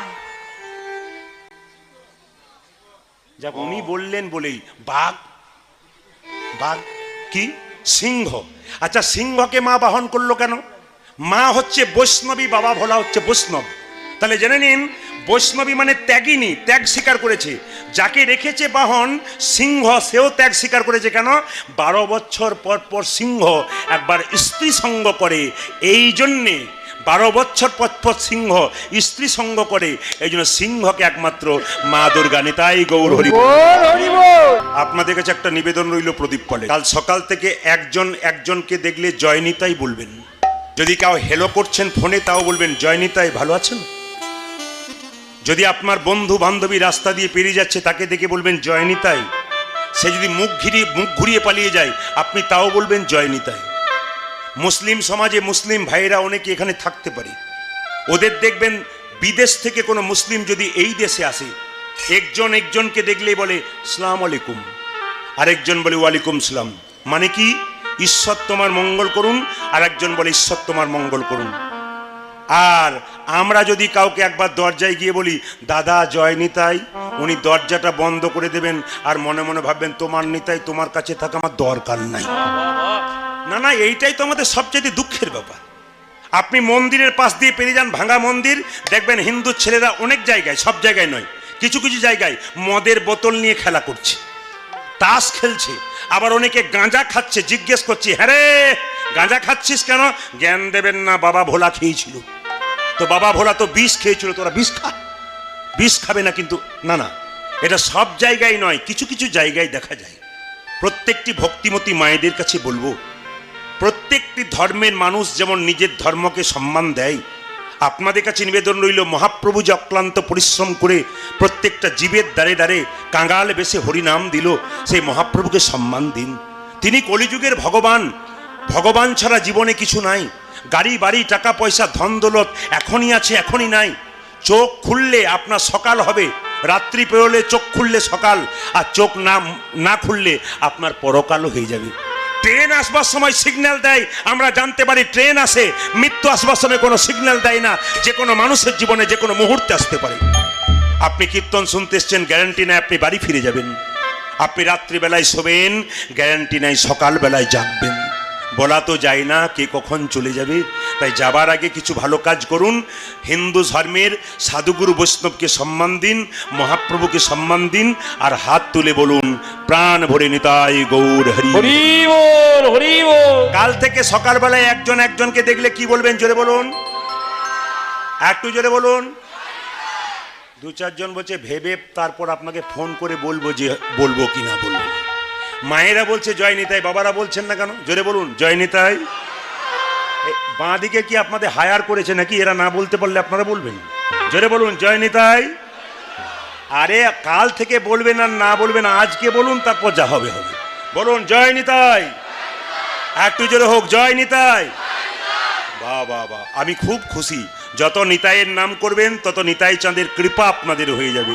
আসুন আমরা ছোট্ট করে চলে যাই লীলার মাধ্যমে। আজকে যে লীলাটি গাইব সেই লীলাটি গাইবার আগে আপনাদের চরণে কোটি কোটি দণ্ডবত প্রণাম রইল। লীলাটির নাম কি? আপনারা অনেকে ইউটিউবে প্রচুর শুনেছেন, তবু ছোট করে বলি। লীলাটির নাম ভগবান কৃষ্ণের কালিয়নাগকে দমন। প্রতিটি শরীরে কালিয়নাগ আছে। এই কালিয়নাগ কি? কাম আর ক্রোধ। মায়েরা, আপনি যদি কারো বাড়ি যান বা আপনার বাড়ি কেউ যদি যায়, দুটো মিষ্টি জল না দিতে পারেন, দুটো মিষ্টি কথা অন্তত বলবেন। আর যদি খারাপ কথা বলেন তাহলে বুঝবো আপনার শরীরে কালীয় নাগ আছে। এই কালীয় নাগকে পূর্বজন্মে তিনি কে ছিলেন? রাজা চন্দ্রধ্বজ। আচ্ছা, রাজা হয়ে সাপ হলো কেন? কর্মের ফল। মানুষ কুলে জন্ম নিয়ে কেউ যদি পশুর মতো কর্ম করে তবে পরের জন্মে তার পশু কুলে জন্ম হয়, শাস্ত্র পরিষ্কার করে বলেছে। মানুষ কুলে জন্ম নিয়ে কেউ যদি মানুষের মতো কর্ম করে পরের জন্মে সে আবার মানুষ হবে। আর মানুষ কুলে জন্ম নিয়ে কেউ যদি মহামানবের মতো কর্ম করে তারা দ্বিতীয় জন্ম হবে না, গোবিন্দের চরণে প্রাপ্ত হয়ে যায়। এই জন্য বলে দিই আস্তে, এই জন্য বলে দিই, মানুষ কুলে জন্ম নিয়েছেন, আপনি স্বর্গে যাচ্ছেন না নরকে যাচ্ছেন আপনাকে দেখেই বোঝা যাবে। কি করে বুঝবেন? ডক্টর পঞ্চানন ভট্টাচার্যের জগত আমি যদি একটা বই পড়েন, পরিষ্কার করে লেখা আছে, যখন আপনাদের ইমাদপুরে কেউ মারা যাবে আপনারা সবাই দেখতে যাবেন। দেখার পরে সে কি বলেন? ও মা, লোকটা মরেছে, এমন বিভৎস মরেছে, মুখটা বিকৃত হয়েছে, আমার 4 দিন ঘুম হলো না দিদি। জানবেন ইনি যাচ্ছেন নরকে। যদি আপনি খারাপ কাজ করেন মানুষ কুলে জন্ম নিয়ে, আপনার মৃত্যুর পর আপনার মুখ বিকৃত হয়ে যাবে, লোকে ভয় খাবে আপনাকে দেখে, জানবেন আপনি নরকে যাচ্ছেন। আর আপনার মৃত্যুর পর যদি আপনি ঘুমাচ্ছেন, লোকে বলবে বাবা মরেনি গো, যেন ঘুমাচ্ছে, জানবেন ইনি স্বর্গে যাচ্ছে। আর একটা কারণে বুঝবেন, এই গ্রাম থেকে যখন বড় হরি হরি বল বলে কাউকে নিয়ে যাবে, যদি কেউ বলে বা বা বা লোকটা খুব ভালো ছিল গো, কৃষ্ণ ভক্ত ছিল, জানবেন ইনি যাচ্ছেন স্বর্গে। আর আপনার মৃত্যুর পর যদি কেউ বলে বেটা খুব দুষ্ট ছিল, গ্রামটা শান্তি হলো গেল, বুঝবেন ইনি যাচ্ছেন নরকে। এই জন্য শাস্ত্র বলল জন্ম হোক যথা তথা, কর্ম হোক ভালো। রাজা চন্দ্রধ্বজ কি খারাপ কর্ম করেছিল যার জন্য সাপ হয়ে গেল? জেনে নিন, রাজা চন্দ্রধ্বজের একবার পেটে যন্ত্রণা হয়ে গেল, কেউ ভালো করতে পারছে না। একজন বলল রাজামশাই আপনার পেটের যন্ত্রণা ভালো হবে, একটা উপায় আছে। কি? যে রাজবাড়িতে আপনি বাস করেন সেই রাজবাড়ির পূর্ব দিকে একটা সরোবর মানে পুকুর আছে, ওই সরোবরে একটা রাজহাঁস খেলা করছে, ওই রাজহাঁসটাকে ধরে এনে তার পিত্তটা খেলে আপনার পেটের ব্যথা ভালো হয়ে যাবে। আচ্ছা মায়েরা বলুন তো, পিত্ত তেতো হয় না মিষ্টি হয়? দু চারজন বলছে মিষ্টি। পিত্তি খেয়ে দেখেছেন? এই দেখুন, একজন বোন বলেছে টক। একবার মাছের পিত্ত খেয়ে দেখবেন টক না মিষ্টি না হলুদ রঙের লাগে। জেনে নিন, পিত্ত হচ্ছে তেতো, তেতো শরীরের উপকার হয়। বলল রাজহাঁসটাকে ধরে তার পিত্তটা খেলে তোমার পেটের যন্ত্রণা ভালো হবে। রাজহাঁসকে যখন ধরে আনা হলো, রাজহাঁস, বিজ্ঞ রাজহাঁস কেঁদে কেঁদে বলল মহারাজ আমাকে না মেরে যদি আপনার পেটের যন্ত্রণা ভালো হয় একটা উপায় বলে দিই। বলে কি? যে সরোবর থেকে আমাকে ধরে আনলে সেই সরোবরের উত্তর দিকে একটা গাছ আছে, সেই গাছে একজন সাধু বাবা মুনি বসে আছে, তার চরণটাকে ধুয়ে সেই জলটা পান করলে তোমার পেটের যন্ত্রণা ভালো হয়ে যাবে। বাবা, রাজা কি করলো? রাজহাঁসকে বন্দি করে সেই মুনির কাছে কি বলল, মুনিবর তুমি তোমার ডান পাটা দাও। ও মা, যখন ডান পাটা দিল গো, তখন পুঁজ আর রক্তে ভরা, ছি এ জল আমি পান করতে পারবো না। মণিবর তুমি তোমার বাঁ পাটে গিয়ে দাও। যখন বাঁ পাটে গিয়ে দিল, পুঁজ রক্ত তো রয়েছে, তার সঙ্গে পোকা কিলবিল করছে, ছি এ জল আমি পান করতে পারবো না। কিন্তু রাজা চন্দ্রধ্বজ জলটা খায়নি ঠিক কথা, একটা ভালো কাজ করেছিল। কি? বৈষ্ণবের চরণ ধোয়া জল মাথায় করে এনেছিল। আপনারা জেনে নিন, গঙ্গা থেকে জল আনবেন, 10 দিন দেখবেন ঘোলা লাগবে, তারপর দেখবেন জলটা সাদা পরিষ্কার হয়ে যাবে। ঠিক সেরকম কোনো পরম বৈষ্ণব যদি আপনার বাড়িতে আসে, তার চরণটাকে ধুয়ে যদি সেই জলটা বোতলে ভরে দিন, 2-4 দিন দেখবেন সেটা দেখবেন ঘোলা ঘোলা লাগবে, তারপর দেখবেন ধীরে ধীরে জলটা পরিষ্কার হয়ে গেছে। বৈষ্ণবের চরণ ধোয়া জল যদি খুব অসুস্থ ব্যক্তি থাকে তার মাথায় বারবার দিলে ভগবানের কৃপা তার উপর বর্ষিত হয়। বৈষ্ণবের চরণ ধোয়া জল, কোনো বাচ্চার পড়াশোনাতে মতি নেই, বারবার তাকে দিন, দেখবেন তার মতি জন্মাবে। বৈষ্ণবের চরণ ধোয়া জল বাড়িতে যদি অশান্তি হয় বাড়ির চারিদিকে মাঝে মাঝে ছড়িয়ে দিন, দেখবেন অশান্তি দূর হয়। কেন? ভগবান কৃষ্ণ নিজের মুখে বলেছেন, বৈষ্ণবের বশ কৃষ্ণ সর্বশাস্ত্রে কয়, এই সব জানিলহ বৈষ্ণবের আশ্রয়। আপনাদেরকে সাজতে হবে যদি ভগবানের কাছে যেতে চান। সব সেজেছেন তো? সব সেজেছেন তো? না না, হ্যাঁ হুঁ কিছু বলতে হবে। সব বাবাদের বলি নাই, মায়েরা সেজেছেন তো? আমি তো দেখতে পাচ্ছি কীর্তন শুনতে আসার আগে 2-4 জন এদিকে তাকান। না না, আমি ওই সাজের কথা বলি নাই। দেখবেন মায়েরা, দাদা ভাইয়েরা দেখবেন মাঝে মাঝে এরকম করে পাউডার মাখে। ভগবান লক্ষ্মীকে বলছে, দেখো লক্ষ্মী, এত সুন্দর দেওয়ালটা দিলাম, তারপর আবার চুনকাম করছি। নিবেদন আপনাদের সামনে, ভগবান যেটা দিয়েছে সেটা চিরকাল আপনার কাছে রয়ে যাবে। এই জন্য আপনাদেরকে বলে যায়, সাজবেন। কি সাজবেন? তুলসীর মালা কণ্ঠে পরবেন। যদি আপনারা কেউ না নিয়েছেন, যুক্তিগুলো দেখবেন, তারপর নেবেন। আপনি নেবেন এ কথা নয়। তুলসীর মালা নিলে যে ভক্ত হয় আর না নিলে যে হয় না তা নয়। আপনি বাজার থেকে মোটা মোটা তুলসীর মালা পরে নিন, আপনি ভক্ত হয়ে গেলেন তা নয়। আপনি বাজার থেকে গেরুয়া বস্ত্র কিনলেন, সাধু সেজে গেলেন তা নয়। আসলে আপনার ভেতরটাকে সাজাতে হবে। যদি কেউ ভেতর ভালো না করতে পেরেছে, তার বাইরে সুন্দর দেখে লাভ নাই। শ্যামল ফুল দেখতে ভালো, কিন্তু কোনো পুজোতে লাগে না। এই ফুলের কোনো দাম নাই। আপনি দেখতে সুন্দর, পাউডার মেখেছেন, সোনা মেখেছেন, আসলে গোবিন্দের প্রতি আপনার মতি নাই, আপনার দাম নাই। যে খাঁচাতে টিয়া পাখি থাকে, বারবার ছোলার দানা দেবেন, ও দেখবেন হরে কৃষ্ণ বলবে। আর পাখি যদি মরে যায়, ছোলার দানা না দেন, তবে খাঁচাটা ফাঁকা হয়ে যায়, খাঁচার দাম থাকে না। তত্ত্ব বলল, এই দেহ খাঁচাতে আত্মা নামক পাখি আছে, যত হরি নামে ছোলা খাওয়াবেন তত আপনার দেহ খাঁচাটা নিতাই গৌর হরি বল। এই জন্যে আপনি জীবনে শুধু খেলেন, চেহারা দেখালেন, আনন্দ করলেন, এটা জীবন নয়। যে কৃষ্ণ ভক্ত হতে পারলেন তিনি তার জীবনটা আসল জীবন। একজন লোক 100 বছর বাঁচলো, কোনোদিন ভগবানকে ডাকলো না, ও দেখবেন 100টা 1000টা অভক্ত তৈরি করে দিয়ে যাবে। আর আপনি 10 বছর বাঁচবেন কৃষ্ণ ভক্ত হয়ে, আপনি 10,000 ভক্ত তৈরি করে দিয়ে যাবেন। ওই জন্য আপনার বেঁচে থেকে লাভ আছে কৃষ্ণ ভক্ত হয়ে, যেন আপনি কৃষ্ণ ভক্ত সন্তান জন্ম দিতে পারেন। তুলসীর মালা পরবেন কেন? যুক্তি দেখাবো। আচ্ছা মায়েরা এইদিকে, অত সোজা নয়। আমি 10-12 হাজার লোক দেখতে পাই, এটা তো একবারে কম হয়ে গেল। বীরভূম জেলাতে আমি গত কয়েক মাস আগে লাউতরে গান করেছিলাম, 16,000 লোক। যদি কেউ সাঁইথিয়ার থাকেন তাহলে দেখবেন।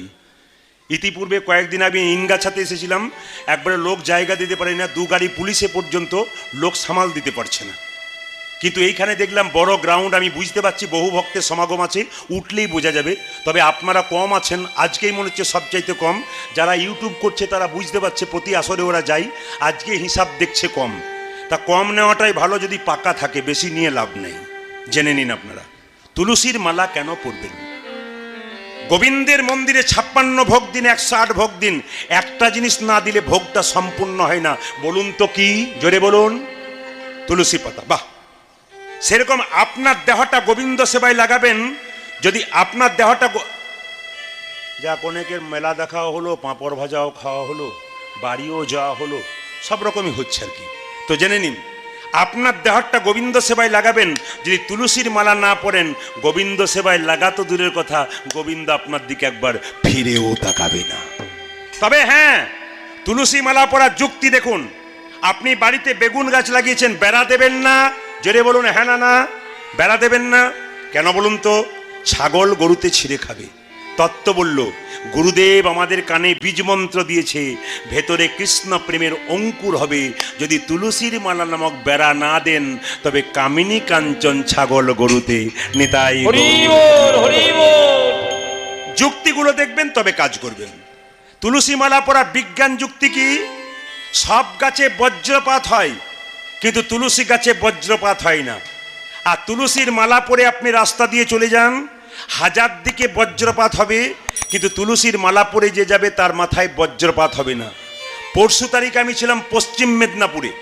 মানে প্রচণ্ড উপকূলবর্তী এলাকা, এত বৃষ্টি ওইদিকে সামাল দেওয়া যাচ্ছে না, কিন্তু ওতেও 10,000 মানুষ প্যান্ডেলের ভেতর ঢুকে আছে। তো বৃষ্টিতে লক্ষ্য করুন, কীর্তন শোনার পর একজন ভক্ত এসে আমাকে জিজ্ঞেস করছে, প্রদীপবাবু আপনি যে সব আসরে বলেন যে তুলসীর মালা পড়লে তার মাথায় বাজ পড়ে না, আমাদের গ্রামের পাশে একজন মোটা মোটা 3টে তুলসীর মালা পড়েছে, কারো মাথায় বাজ পড়ে নাই, ওর মাথাতেই পড়েছে, বলুন ব্যাপারটা বুঝিয়ে দিন। আমি তাকে উত্তর দিলাম কি, দেখুন, আচ্ছা মায়েরা, 1 কেজি দুধ গোয়ালার কাছে কিনেছেন, যদি দুধের মধ্যে 800 গ্রাম জল থাকে, ছানা উঠবে? জোরে বলুন। মাখন উঠবে? সর উঠবে? আপনি তুলসীর মালা পড়েছেন আর ভেতরে ভেতরে 1000টা খারাপ কাজ করছেন, আপনার মাথায় পড়বে না তো কি অন্য লোকের মাথায় পড়বে? এই জন্য তুলসীর মালা পড়বেন আর খারাপ কাজ করবেন। তবে আপনারা বলবেন মালা নেবার ইচ্ছা আছে, মালা নেবো কি করে? না না, তুলসী মালা পড়ার আবার বাস্তব যুক্তি আছে। আপনার বাড়িতে ভোজ হচ্ছে মাদপুরে, প্রচুর কুকুর দরজায় ঘোরাঘুরি করছে, সব কুকুরকে লাঠি দিয়ে তাড়িয়ে দিচ্ছেন, কিন্তু ওই কুকুরগুলোর মধ্যে একটা কুকুরের গলাতে বেল্ট বাঁধা থাকলে বুঝবেন কুকুর নিজে বেল্ট পরে নাই, কেউ পরিয়ে দিয়েছে, সে তার মালিক। এই জন্য বেল্ট বাঁধা কুকুর মানে এর একজন মালিক আছে, একে মারতে গেলেই থমকে দাঁড়াবেন, কেন? এর একজন মালিক আছে, আমাকে উত্তম মধ্যম দিতে পারে। এই জগতে যে জন কণ্ঠে তুলসীর মালা নামক বেল্ট পড়েছে, তার কেউ আপন থাকার না থাক, কেউ তাদের নয়তো একজন আপন থাকে, একজনই আপন থাকে, তিনি হলেন ভগবান কৃষ্ণ। ভগবান শ্রীকৃষ্ণ। যেজন কৃষ্ণকে আপন আপন করতে পেরেছে, তার আবার চিন্তার কি বাই আছে গো মায়েরা। তবে তুলসীর মালা যারা পড়েছেন তাদের কাছে নিবেদন রইল, তুলসীর মালা পরে কিন্তু আপনি মাংস খেতে পাবেন না, তুলসীর মালা পরে আপনি পেঁয়াজ রসুন খাবেন না, তুলসীর মালা পরলে আপনি মাছ খাবেন না। একজন আমাকে ভক্ত এসে বলল, প্রদীপ বাবু এখন যা তুলসীর মালা উঠেছে তাতে সব কিছুই খাওয়া যায়। বললাম কেন? এখন তুলসী মালা সিস্টেম চেঞ্জ। বললাম বুঝলাম না। বলছে প্যাঁচ সিস্টেম তুলসীর মালা, খোলাও যায় পরাও যায়। রাত্রিবেলায় বিয়ে বাড়িতে নিমন্ত্রণ, বাড়ির সবাই যাচ্ছে, গন্ডে পিণ্ডে খাবে, আমি পাবো না, প্যাঁচ খুলে দিলাম, আবার সকালবেলায় প্যাঁচ লাগিয়ে দিলাম। না না, এই প্যাঁচ লাগা পড়া করলে আপনি কিন্তু প্যাঁচেই পড়ে যাবেন। তাই তুলসীর মালা সবাই পড়বেন, হাততালি দিয়ে মালাটা পরে আপনি এই গানটা গাইবেন। কি গাইবেন? সবাই মিলে কৃষ্ণ কেশব, সবাই মিলে একসঙ্গে একসঙ্গে একসঙ্গে কৃষ্ণ কেশব। আজকে মা লক্ষ্মীর পুজোতে এসেছেন কীর্তন শুনতে, রাত্রিবেলায় মাকে কি বলেন? এসো মা লক্ষ্মী, জোরে বলুন, বসো মা ঘরে, আমার ঘরে থাকো মা অন্ধকার করে। ও আচ্ছা আচ্ছা আচ্ছা, আমার জানা ছিল না, জেনে গেলাম। এসো মা লক্ষ্মী, বসো মা ঘরে, আমার ঘরে থাকো মা আলো করে। আচ্ছা, আলো করে যদি ঘরটাকে আলো করতে চান, সবাই হাত তুলে একসঙ্গে কৃষ্ণ কেশব। এই যে মাঝে মাঝে গানগুলো গাইছে, এটা কিন্তু আপনাদের জন্য শুধু নয়, ইমাদপুরে কম বয়সে ছেলে আছে অনেক ভক্ত, যারা কিন্তু আমাকে ওখানে স্কুলে গিয়ে বারবার বলেছে, বাবু মাঝে মাঝে একটা করে ছোট ভজন গাইবেন, যেন আমরা হাত তুলে একটু তালি দিতে পারি, তাদের তো কৃপা হবে। সবাই হাত তুলে কৃষ্ণ কেশব। না না, আপনারা সবাই তুলবেন কিন্তু একসঙ্গে কৃষ্ণ কেশব, কৃষ্ণ কেশব, কেশব সুধা মাখা এই নাম, হরি নাম মধু মাখা এই নাম। কৃষ্ণ কেশব, কৃষ্ণ কেশব, শোধব করে নাম, হরি নাম মধুব করে নাম। আমি মাঝে মাঝে ভাবি দু একজন সুপারির মতো থাকে, সুপারি, ভেতরেও রস নাই বাইরেও রস নাই। পাশের জন না না না, পাশের আসতে পাশের জন তালি দিচ্ছে, ও দিব্যি বলে তুই দিলি দে, আমার দেবার দরকার নেই, ও দিচ্ছে না। দেখুন এইটা দেখবেন, ছাগলকে দেখবেন, কিছু মনে করবেন না, একটা ছাগলকে কাটছে, একজন বাঁধা আছে, ও টুকটুক করে তাকাচ্ছে, ও বুঝছে না যে এরপর আমার পাল্লি আছে। এই জন্য দেখবেন আমরা দেখতে একজন তালি দিচ্ছে, একজন টুকটুক করে তাকাচ্ছে, ও বুঝছে না যে আমি না তুললে একদিন ভগবান আমাকে তাড়াতাড়ি তুলে নিয়ে নিতাই করে হরিবল করে দেবে। সবাই মিলে হাত তুলুন একসঙ্গে, দেখুন গোবিন্দ খুব খুশি হবে। কৃষ্ণ কেশব, কৃষ্ণ কেশব বা সুধা মাখা এই নাম, হরি নাম মধু মাখা এই নাম, নাম নাম বাড়াও, কণ্ঠ বাড়াও। পাতলা করো। কেশব কৃষ্ণ কেশব সুধা মাখা এই নাম হরি নাম মধু মাখা এই নাম কৃষ্ণ কেশব কৃষ্ণ কেশব শুদ্ধা মাখা এই নাম হরি নাম মধু মাখা এই নাম নাম নাম আর কৃষ্ণ কেশব কৃষ্ণ কেশব সুধা মাখা এই নাম হরি নাম মধু মাখা এই নাম। এই গানে তত্ত্ব দেব, প্রত্যেকবার তালি দেবেন, তত্ত্ব দেব। আসলে কৃষ্ণ ভক্ত যারা হয় তারা নরম হয়, আর শত্রু যারা হয় তারা শক্ত হয়।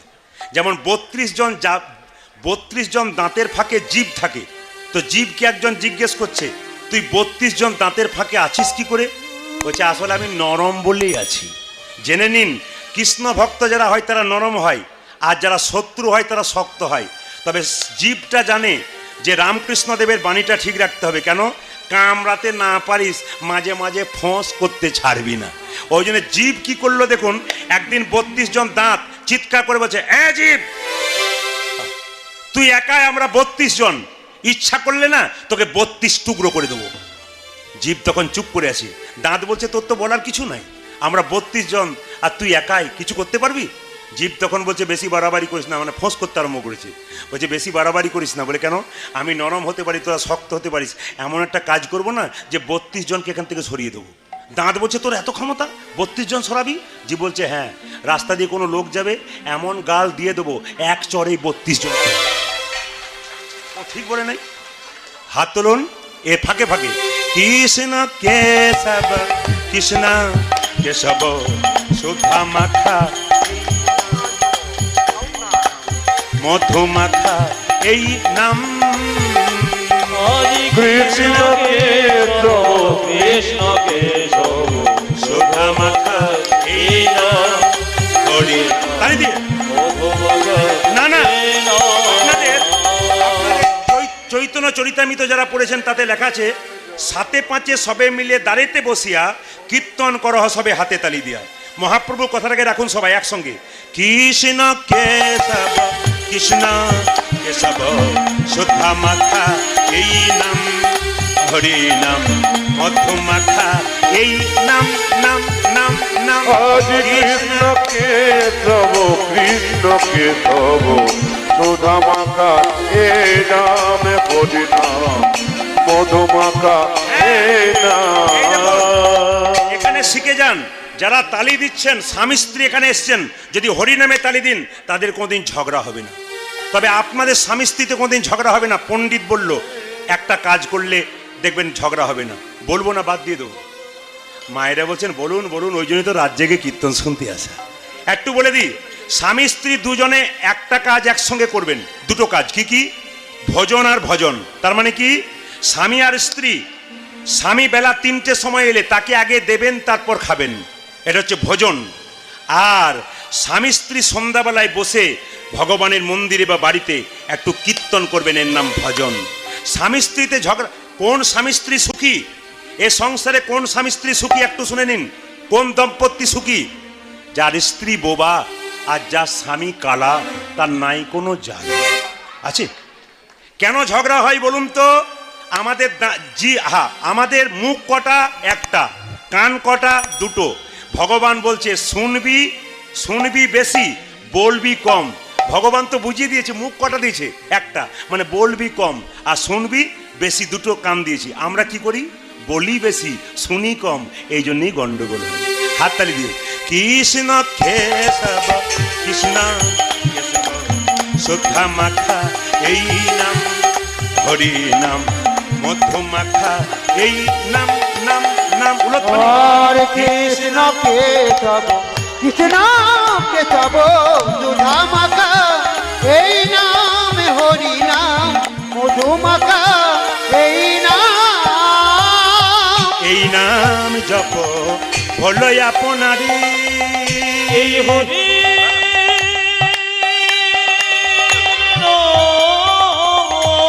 যে যখন কাজ করবে তার সাউন্ড বাড়াও।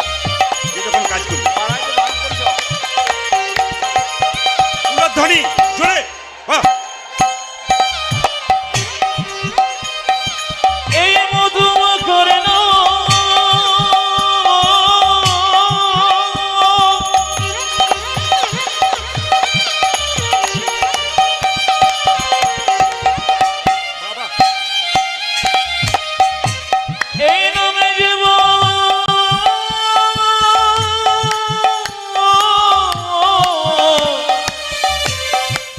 দাঁড়াও মনিটর বাড়াও,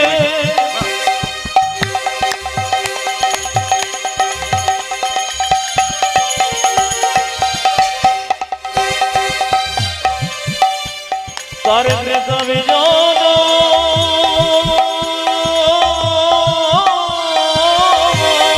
হরি হরি বল।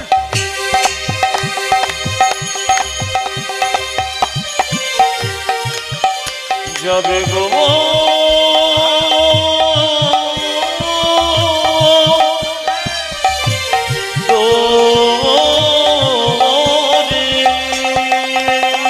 হে হরি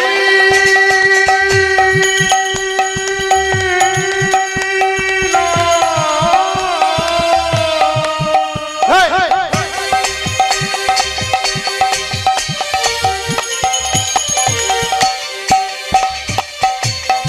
এই সুধা মাথা কৃষ্ণ না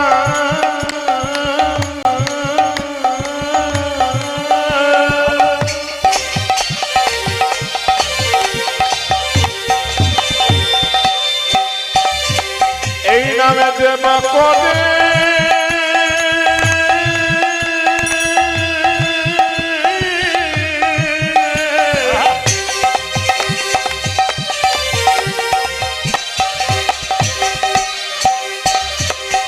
তারা খুদা কৃষ্ণ না যাবে গো দূরে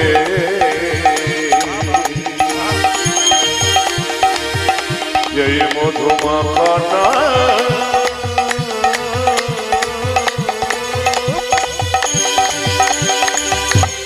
এই